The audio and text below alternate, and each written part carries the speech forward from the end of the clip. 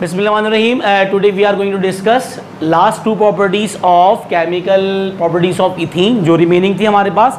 इसमें सबसे important property है fourth one is formation of mustard gas.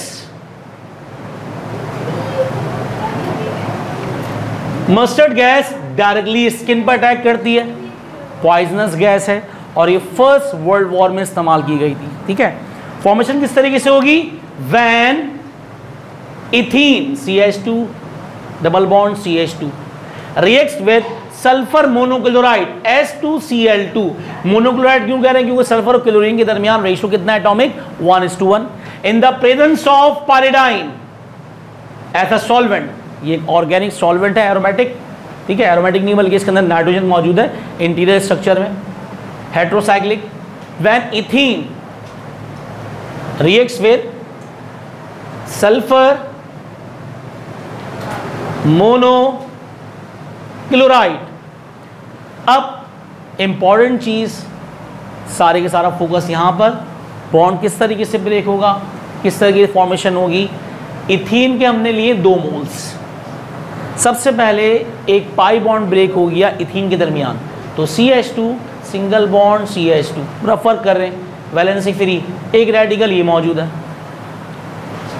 2 sulphur 2 chlorine सबके बॉन्ड ब्रेक हो गए, तो एक सल्फर एटॉमिक फॉर्म में सेपरेट हो जाएगा. ठीक है. एक सल्फर यहां पर आ गया, सल्फर ग्रुप 6 का एलिमेंट है और ग्रुप 6 की वैलेंसी कितनी होती है? 2. ठीक है. ऑक्सीडेशन नंबर कितना होता है? -2. तो इस सल्फर की 2 वैलेंसी है. अब यहां से 2 क्लोरीन बचे हुए.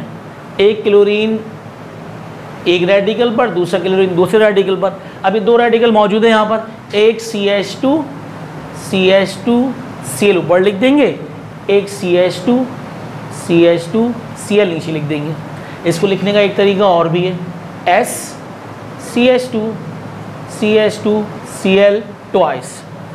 इसको कहते हैं मस्टर्ड गैस और वॉर गैस, क्योंकि फर्स्ट वर्ल्ड वॉर में इस्तेमाल की गई थी. ये हाईली पॉइजनस गैस है.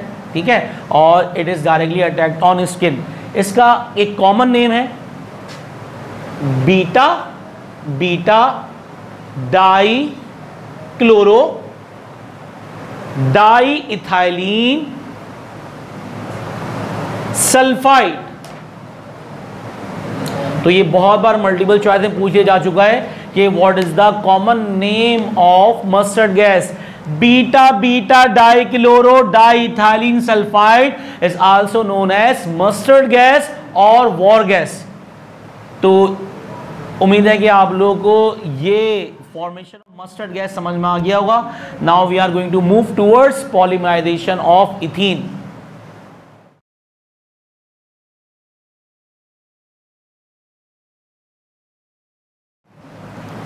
Now we are going to move towards last chemical property of ethene, that is formation या polymerization of ethene. Polymerization of ethene और formation of polyethene और formation of plastic bags और formation of polyethylene. बहुत से wording इस्तेमाल कर सकते हैं. अब देखिए यहां पर ethene CH2 double bond CH2, ये हमारे पास क्या है? इथीन. और ये इथीन के मोनोमर्स हैं. इससे पहले क्या लगा हुआ? N. इट मींस दैट ये N टाइम्स इथीन है. इथीन के मोनोमर्स हैं. When monomers of ethene is heated at about 200 degree Celsius temperature, 100 atmospheric pressure और इन एब्सेंस ऑफ ऑक्सीजन, या लिख सकते हैं traces of oxygen, traces of O2. ठीक है. मतलब ऑर्गेनिक केमिस्ट्री में कहीं पर लिखा हुआ हो ट्रेसेस ऑफ ऑक्सीजन या इन एब्सेंस ऑफ ऑक्सीजन या फिर 0.001% ऑक्सीजन, एक ही बात है. ठीक है.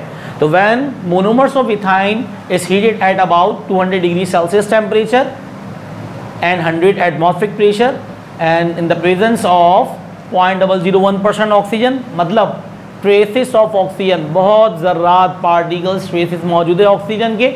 ये सिंगल बॉन्ड जो पाई बॉन्ड है ब्रेक हो जाएगा और ये इथीन अपने आप को n टाइम्स रिपीट कर देगी, जिसको हम इस टाइप से लिख देंगे, ये बन गया पॉलीमर। ये क्या बन गया? इथीन का पॉलीमर।